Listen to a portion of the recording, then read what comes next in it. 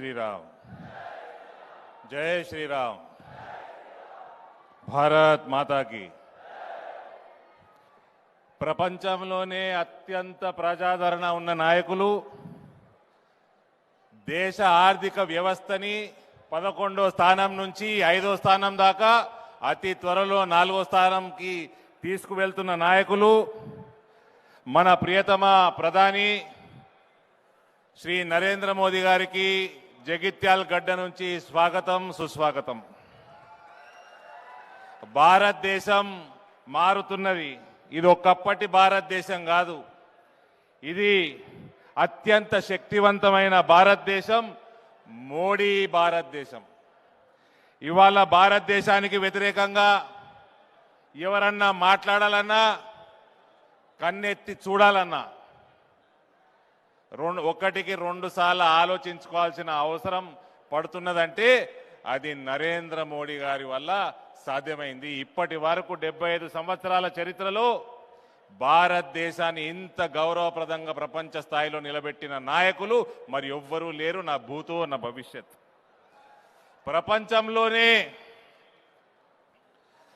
కోట్లాది ప్రజలు లక్షల సార్లు పలుకుతున్న నినాదం మోదీ।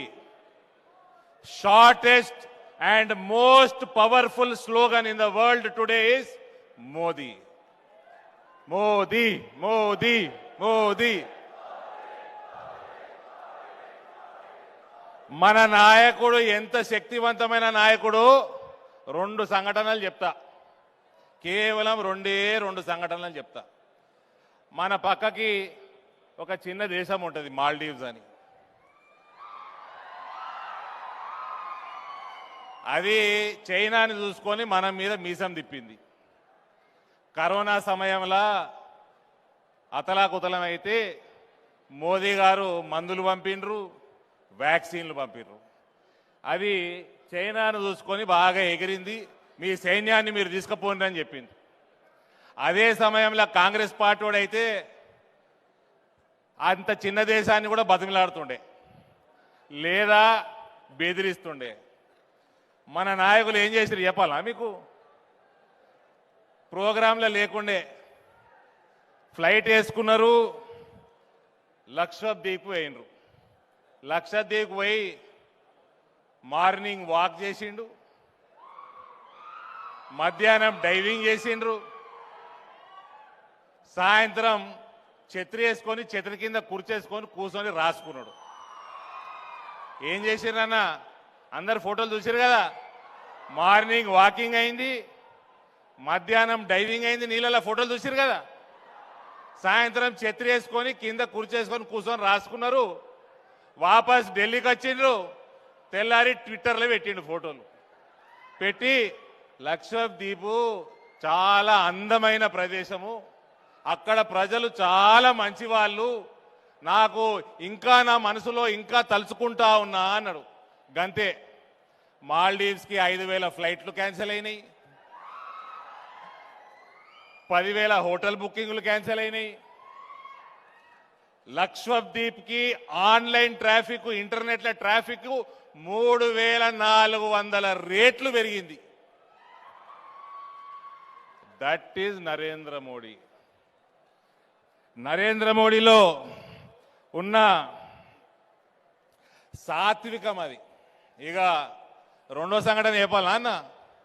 ఫిబ్రవరి 27, 2019 పాకిస్తాన్కి ఫ్లైట్లు పంపించారు మోదీ గారు। పుల్వామాలో మన సైనికుల్ని చంపేస్తే, ఉగ్రదాడి చేస్తే పాకిస్తాను ఫ్లైట్లు పంపిస్తే, అక్కడ యుద్ధంలో అభినందన్ వర్ధమాన్ అని ఒక సైనికుడు, ఒక వింగ్ కమాండర్, అక్కడ ప్లేన్ క్రాష్ అయితే యుద్ధంలో పారాషూట్ వేసుకొని దిగినాక భారత్ మాతాకి జై అంటే పాకిస్తాన్ ఆర్మీ అంతా పట్టుకొని ఆయనని బంధించింది। అప్పుడు నరేంద్ర మోడీ గారు మర్యాదపూర్వకంగా ఫోన్లు చేసింది।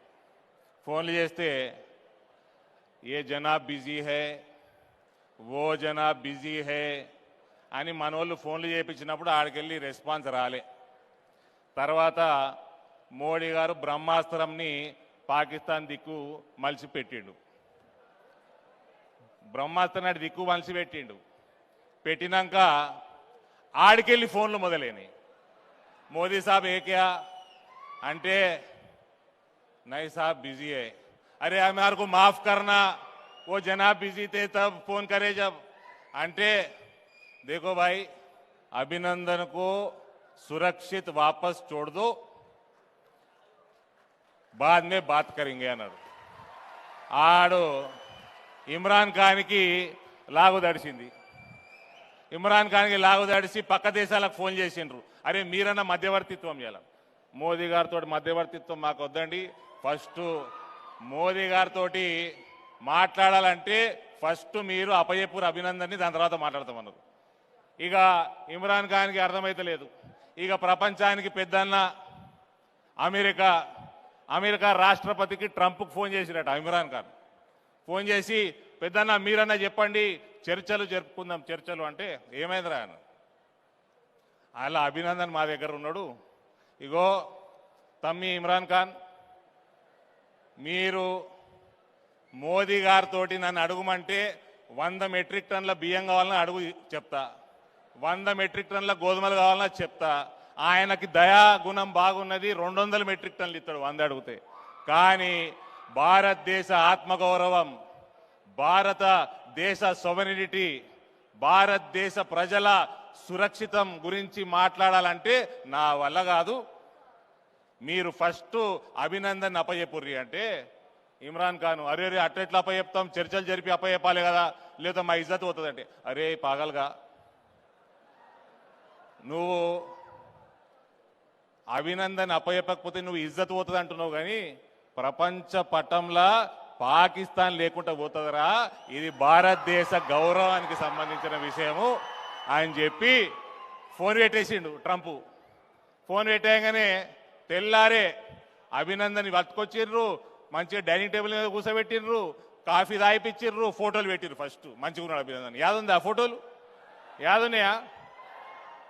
ఆ ఫోటోలు పంపినాక సాయంత్రానికి గౌరవంగా తీసుకొచ్చి అప్పచెప్పారు. That is Narendra Modi. భారతదేశం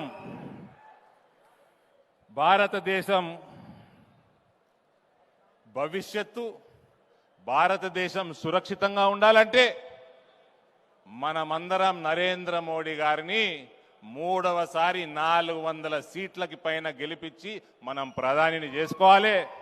పెద్దలు మాట్లాడినట్టు citizenship amendment act already implement అయింది. ఈ ఎన్నికల తర్వాత ఎన్ఆర్సీని ఇంప్లిమెంట్ చేయాలి, యూనిఫామ్ సివిల్ కోడ్ ఇంప్లిమెంట్ చేయాలి, పాపులేషన్ కంట్రోల్ ఇంప్లిమెంట్ చేయాలి. ఇవన్నీ కావాలి. మన రానున్న తరాలని కాపాడుకోవాలంటే నరేంద్ర మోడీ గారిని భారీ మెజారిటీ తోటి మన గడ్డ మీద, పక్కన కరీంనగర్ గడ్డ మీద, ఇటుపక్క పెద్దపల్లి గడ్డ మీద భారీ మెజారిటీ తోటి కమలం పువ్వు భారతీయ జనతా పార్టీని గెలిపించాల్సిందిగా మీ అందరినీ కోరుకుంటూ సెలవు తీసుకుంటా ఉన్నాను. భారత్ మాతాకి. మోదీ గారు వచ్చిన జగిత్యాల కంటే నెక్స్ట్ పైసల వరదలు కూడా వస్తాయి. వరద పడుతుంది జగిత్యాల కేంద్రంకి వెళ్ళి. జై శ్రీరామ్.